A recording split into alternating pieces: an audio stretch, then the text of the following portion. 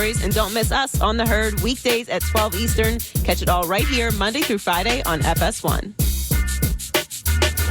So we know that Paul George stayed in Oklahoma City, and many people suspect, and I think this is true, he had a major injury, and Paul did not want to leave all that money on the table. So Kevin Durant now has got an injury. There's a report by Chris Haynes he could come back in this series and will about Game 4, let's start with this. It is the perfect scenario for him, right? To come back and save the team? Colin, it is. I talked about the worst case scenario if they win it without him. The best case scenario is they're down 0-2, 2-1. KD comes back, saves the day, wins the finals for him, probably would be finals MVP if that happens. You erase that entire narrative that they didn't need you. And now people saying, well, if they were going to lose to Kawhi in the finals, they probably were going to lose to LeBron, especially LeBron and Kyrie. So now all of that's gone. The rings aren't viewed as cheap, aren't viewed as easy by those who have that viewpoint. And so I would say this to Kevin Durant in that scenario: stay at least one more year. If you come back, save the team and win. Stay at least one more year, because now, again, you've erased that scenario. You don't have to deal with that anymore. Why not go for 4 straight? Nobody's done it since Bill Russell, not Kobe, Shaq, Michael, Duncan, nobody. This would be your way. I've said for KD to kind of get into that top 10, get into that top 5 maybe, he has to do it with his own team. Or just get out of the scenario where people think your team doesn't need you. If you can separate yourself from them by winning 4 straight, that's a way to get in there without leaving. And then if you want, you can always leave the next year, right? Like, you be 31 years old, 32 years old, you'll still have plenty left. And you get to look at the free agent landscape. Where does Kyrie go? How do the Clippers look this year? Is LeBron really fading? I could go there and save LeBron. Years ago, all types of stuff. Years ago, I was told by a manager the most powerful word in broadcasting is no. Do you want to be on this broadcast? No. And managers leave and go, wait a minute. Why? Like, it gives you power. I think if you ask LeBron personally, and I said this at the time last year, I said, take the year off and just watch the landscape. Kevin Durant, by the way, one more year in Golden State, win or lose. All the big stars are kind of fastened to a team. The free agent class isn't nearly as tasty a year from now. I don't think it's bad advice. Now, I do want to talk about this, is that we thought coming into this season, and even before the series, Houston was the second best team in this league. Right. I'm watching the last week. Daryl Morey's like, I'll trade everybody. Mike D'Antoni's staff's fired. Chris Paul's contract looks worse by the day. Are they panicking? No question about it, Colin. Like, this is such a bad look. Number one, you never want to put your coach in a situation where you basically pick his coaching staff. I mean, you're essentially saying, go ahead and get out of here. So I would understand it if D'Antoni, out of pride, just said, I'm out. I hope he doesn't, but I'd understand it. So that's number one. That's a bad look. Number two, why are you letting it leak that your entire roster is available? Okay? Why is James Harden's name out there? I know it's unlikely they trade him, but he should be like everybody but Harden. And Chris Paul, knowing that the likelihood of being able to trade him is nil or very slim, CP3 is not going to like this. He's a superstar. He's not used to seeing his name in trade rumors unless he asks for a trade. He's on 9 commercials. Right. Like, it's easy for LeBron and Magic Johnson to say to Ingram and hey, it's part of the business. It means people want you. Your name's in the trade rumors. It's great.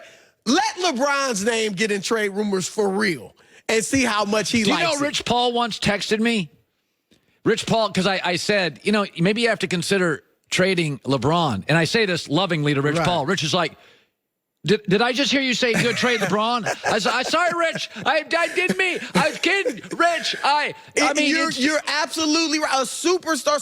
So this is not going to sit well with Chris Paul. I guarantee you, he is stewing over the fact that his name. He came to you. He left the Clippers, and his name is now in trade rumors. You don't want me? Is it I'm an albatross. Houston's getting too public. Like there's Way a lot too of they're becoming the Steelers. It's like stop leaking crap to the media. Now, what I will give, the one thing I like that Daryl Morey is doing is Colin, I'm not one of those guys that feels like you can't have a coach go into the last year of his deal. Yeah. Like he's a lame duck. No. A lot of people work in the last year of their deal. I'm in my last year of my deal. Let's get that done, by the way. But I'm in the last year of my deal. Like, come on. If you can't coach your team because you're in the last year of your deal, you shouldn't be coaching them anyway. I'm not with giving them a 1 or 2 year extension when you know in your mind this might be their last year. So I'm with Morey on that. What I think Houston should do, stop putting everybody on the market. Don't have these leaks. Let D'Antoni pick his staff and see if he can come up with some tweaks and changes to the offense. Get more movement player-wise, ball-wise, and see if he can do that. And if you can't do it in a year, we'll start all over after that. Okay, I want to go back to the finals. So your crazy cohort on radio, Fox Sports Radio, Odd Couple, Rob Parker, he said something yesterday on the show. He said, listen, this is good if Toronto wins in the NBA because it shows that you don't need 5 guys. What you need is a star. Do you think if Toronto won this series, and again, Vegas has it going 6. We all kind of have it going 6. I mean, Joy and I yesterday said we thought Toronto would win the opener. If Toronto did win this, do you think it would cool down a little bit? The gotta have 4 stars. Could it have a resonance beyond just its series? That I don't think so because, number one, this wouldn't be the first time we've seen this. Yeah. In 2011, Dirk Nowitzki was the only star. Jason Kidd was old. He wasn't the Jason Kidd we all know and love. Yeah. Tyson Chandler was not a star. Jason Terry was a really good player, but not a superstar. So it was Dirk Nowitzki beating 3 superstars. Right. 2 superstars and Chris Bosh, a star. So we've seen it before. Every blue moon, Detroit in 2004 won it without a real superstar. A lot of really great players, but no superstar. 1979, Seattle Sonics, that bunch was your of team. B+ guys. Right. So this wouldn't be completely unprecedented, number one. So I don't think it would change things. Here's and I debated this with Rob. Super teams are not new. What's new are the player-generated super teams. Right. The Celtics of Bird were a super team. The Showtime Lakers were a super team. For that 1 year, Philadelphia with Moses Malone and Dr. J were a super team. Kobe and Shaq was a super team. The difference is that they were generated by the front office and ownership. Yeah. What Rob doesn't like is players generated. Which, by the way, that's how it always cracks me up.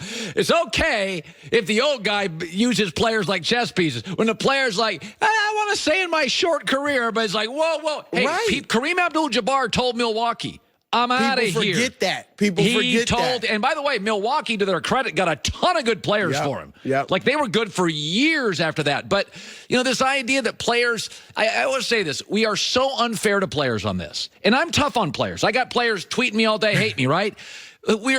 If my career lasted 12 years, you don't think I'd want some say in my career? No, you're right. You got to be kidding me. Especially when guys have seen coaches or executives who they think don't know what they're doing. I mean, LeBron, we know he likes to be a boss. He likes to run things. So he said, why can't I put a team together? Everybody, these guys are doing it. I know more about the game than them. Yeah. So, by the way, Lakers this year could use more LeBron influence.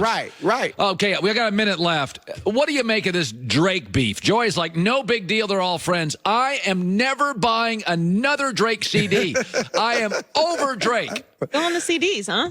My albums, my LPs. You'll download, but no CDs. They have a whole streaming device. I am done with Drake trash talking. No more albums, right? No, I love it. I think Adam Silver said, look, don't touch anybody. Don't roam 15 feet up and down the sidelines. Other than that, you can do your thing. I'll give him a pass on the wristband because he was covering up the KD Steph tattoos. Otherwise, that's mad corny. Like, you might as well put on the headband and the shorts and be out there in full uniform, so I'll give him a pass, though, because I know he covered up the KD Steph tattoos. But I like it. This is Spike Lee all over again. Spike Lee, Reggie Miller. I don't like you trash talking Steph Curry and Draymond Green. For game 2, he should be going at Draymond hard. Oh, you the best defender ever? Siakam just destroyed you. You can't shoot. Try to get in his head. I think Drake should do that in game 2. All right. Almost convinced me there. By the way, aluminum carry-on from Away Travel is unbelievable. I want you to go to awaytravel.com/Colin, awaytravel.com/Colin. It's absolutely great. Promo code Colin.